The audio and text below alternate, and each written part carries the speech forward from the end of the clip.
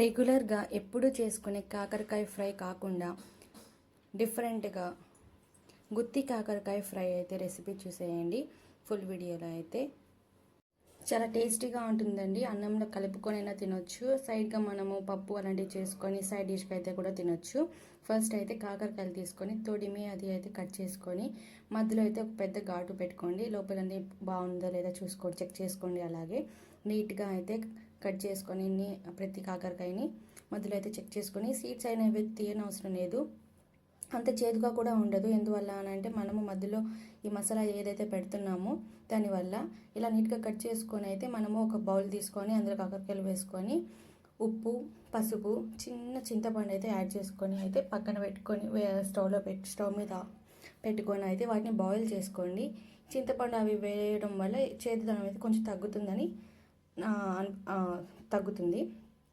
ఇటు పక్క ఇంకో ప్యాన్ పెట్టుకొని అయితే 2 టేబుల్ స్పూన్స్ ఆఫ్ పల్లీలు, తర్వాత మినపప్పు, శనగపప్పు, జీలకర్ర, ధనియాలు ఇలా 1 by 1 వేసుకొని అయితే మనము వాటిని ఫ్రై చేసుకోవాలి. నువ్వులు అయితే లాస్ట్లో వేసుకోండి, మొహం మీద పడతాయి అవి.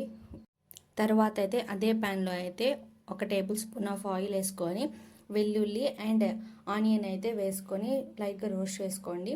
తర్వాత అయితే అవి మనం ముందు వేపుకున్నవన్నీ చల్లారిన తర్వాత జార్లో అయితే పెట్టుకొని అదే జార్లో అవి పల్లీలు అవన్నీ అయితే ఫస్ట్ ఒకసారి మిక్సీ పెట్టుకొని తర్వాత అయితే ఈ వెల్లుల్లి ఆనియన్ అయితే మిక్సీలో యాడ్ చేసుకొని అందులోనే ఉప్పు, పసుపు, కారం అయితే యాడ్ చేసుకొని మసాలా రెడీ చేసేసుకోండి.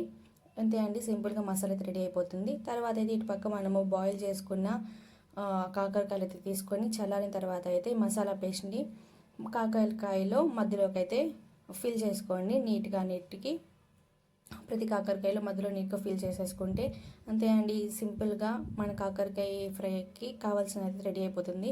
ఇదంతా ప్రాసెస్ అంతా మసాలాలోనే అయితే ఉంటుంది. టేస్ట్ అనేది అయితే ఇదే ఫ్రైని ఇదే పౌడర్ని అయితే మనం నార్మల్గా తినడానికి కూడా యూస్ చేసుకుని అంత టేస్టీగా ఉంటుంది.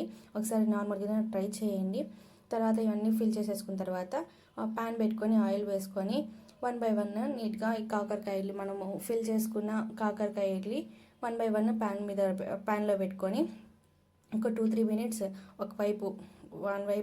ఒకవైపు అయితే రోస్ట్ అయిన తర్వాత ఫ్రై అయిన తర్వాత ఆయిల్లో సెకండ్ వైపు అయితే తిప్పుకొని మళ్ళీ ఫ్రై చేసేసుకుంటే అంతే అండి, టేస్టీ అయిన కాకరకాయ గుత్తి కాకరకాయ వేపుడు అయితే రెడీ అయిపోతుంది. చూస్తున్నారుగా ఒక్కొక్క పీస్ ఎంత బాగా ఉడికి ఎంత బాగా ఫ్రై అయిందో, చాలా టేస్టీగా ఉంటాయి. నార్మల్గా అయితే కాకరకాయలు తినని వాళ్ళు కూడా ఈ ఫ్రై చేసి పెట్టండి, చాలా టేస్టీగా అయితే తింటారు, ఇష్టంగా అయితే తింటారు. Subscribe to my YouTube channel.